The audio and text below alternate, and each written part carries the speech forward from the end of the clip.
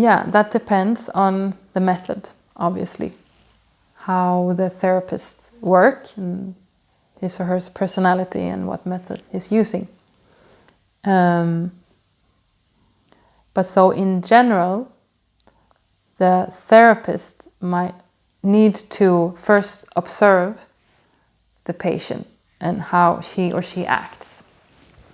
So when you as a patient comes into therapy and you talk about your problem, then the therapist potentially observe the way you talk, what you talk about, and so the content in it and how you present yourself.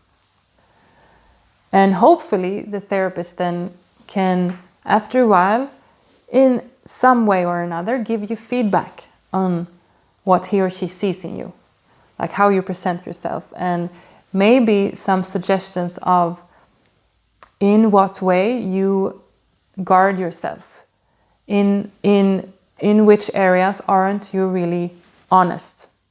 And I do honest because, it's not that you maybe lie consciously, but unconsciously you lie because you've learned that that's, better to not be truly honest. So a therapist might help you to detect what areas you're not honest in, which are the areas where you have a defense. So again, identifying how you protect yourself, and so as concrete as possible is helpful. So and I say that because these defenses were developed when you were a kid. So as a therapist, it's good if you think that way as well. Okay, I'm going to talk as concretely as possible because I'm talking to the brain of a kid, So it's good if you're in therapy and the therapist is very concrete about what he or she sees in you and how you protect yourself. Like maybe repeat what you say in certain areas, how you behave, and how your body seems to have a reaction, emotional reaction to certain things you're talking about, but how you don't let it out, how you keep it, or how you focus on talking about what's wrong with someone else, etc. So that's actually, that's the most important step, I would say, to get help to identify, since that then starts the process of getting to know yourself. And when you've gotten help to identify how you protect yourself, then the therapist would help you to explore if and how you're willing to let go of certain defenses. And that is dependent on how safe you feel with the therapist, how much you trust the therapist, how much you trust the process, how much you trust, and that is dependent on how much you understand, I would say, about yourself and what's going on and your own thoughts and since without that understanding, it's very difficult to make a choice of, okay, I want to let go of this defense. I mean, it's very difficult to say I want to let go of something I don't really understand and I don't know what will happen next.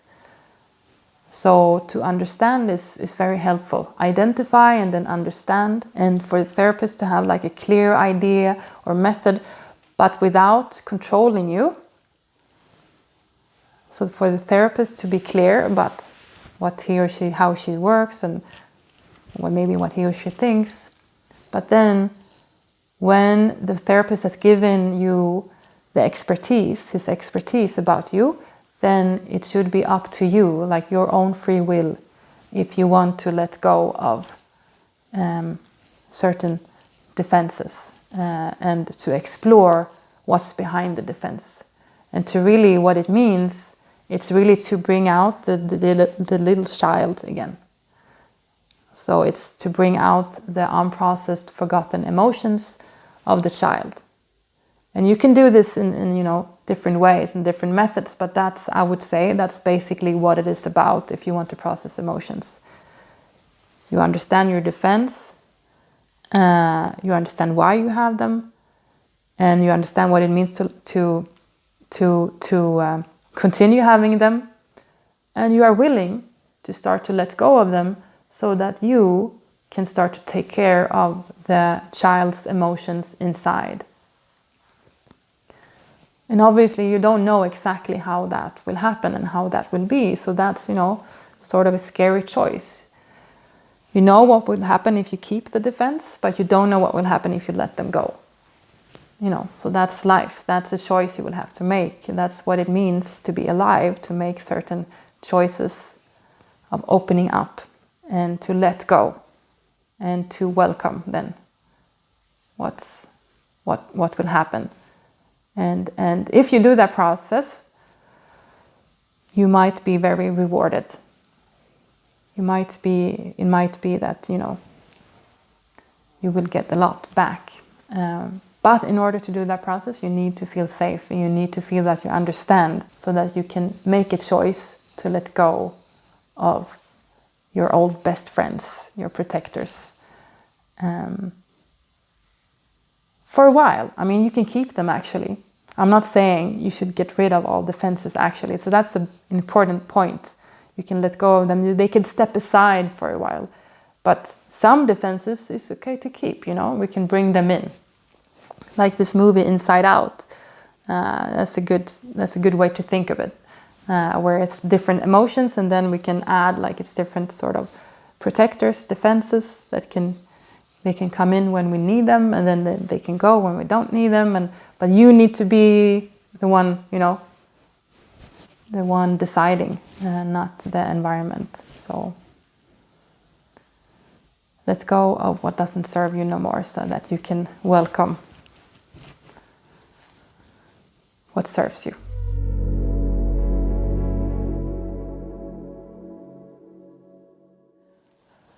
Right, so say that you are an aware person and that you have figured out the reasons to why you get defensive and you understand your triggers very well, but you realize that that's not enough. It's not enough to intellectually be aware of what you are avoiding and how you defend yourself and how it developed in the first place. You still feel, even though how much you understand, you still feel the emotional trigger in your body. One could say that the body is like a leftover of a trauma. It's still something, even though you started talking with yourself, maybe supporting yourself or whatever, and maybe creating a nice environment for yourself and your body still has that unprocessed feelings and still have a strong reaction to a triggering situation. For example, a very common example, public speaking, or like if you have social anxiety. Maybe you worked with yourself, you know that this is not a dangerous situation, they don't want to hurt me, the audience or the group of people is very friendly and you sort of rationalize with yourself and understand everything. But still, when you're in that situation, you find your body starts sweating and you start to get scared and you start to stumble on your words and you get an impulse to really hide yourself and to become really, really small. And that can be really frustrating since you understand that it's not dangerous, but your body is, not with you. And how to work with that is, I'd say, a combination of exposure. So to really expose yourself to these situations that triggers you. So because exposure and to habitual exposure to something, then eventually research shows that your body, starts to understand, okay, this is actually not a dangerous situation.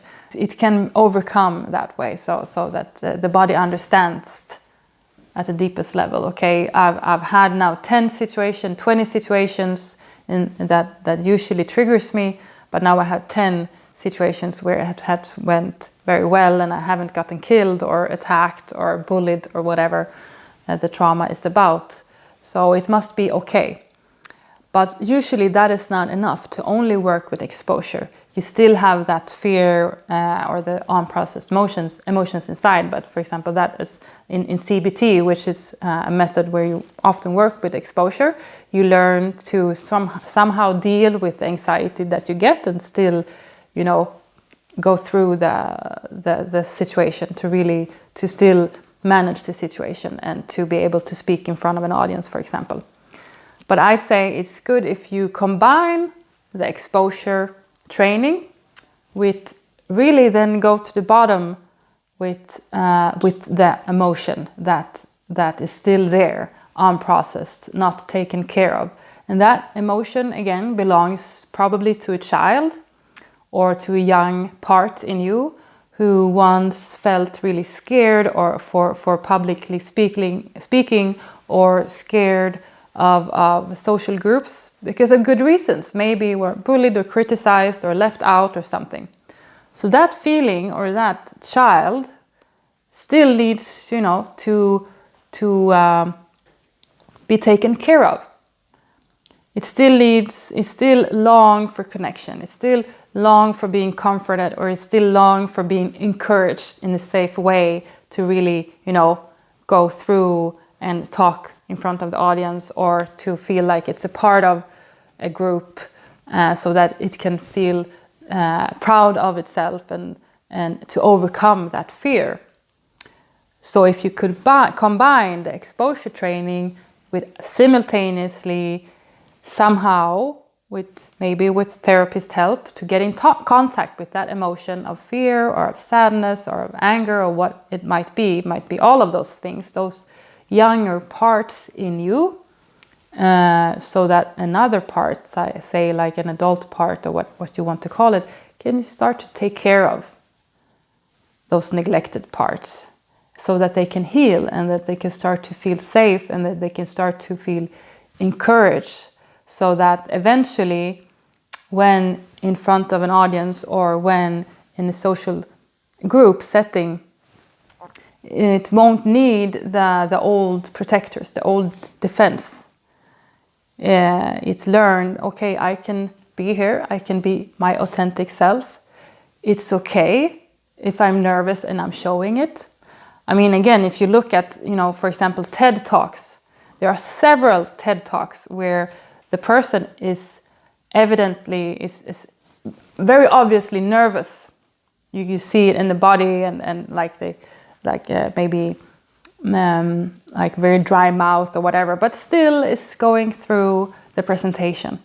So it's okay to be nervous and it's okay to be vulnerable about it. It's okay that the audience see that you're nervous. And once you feel that that's okay and that you're still accepted even though you show some of your vulnerabilities, then you can somehow overcome, so you can still go through with the presentation. Or, for example, in a group setting, you can still show your vulnerability of being awkward or something, but still have the feeling and the ideas that you are accepted. And that is being authentic. That is about accepting your own authenticity and also expecting other people to accept your authenticity. And being authentic is not being perfect. It's being awkward, it's being nervous, it's doing weird and wrong stuff and stumble and all that. But it's also to, have nice opinions and to be able to speak and to show yourself and to show your competency. It's all of that. It's all of that. So I'd say that, in this exposure training and in this healing, taking care of the inner child work, what you will learn is that acceptance of your being, and confidence in I'm not perfect, but in that realization I am perfect. I'm not. I'm nothing, and in that realization I am everything. So with that realization, you are able to go through with challenging things and show up for yourself and for other people.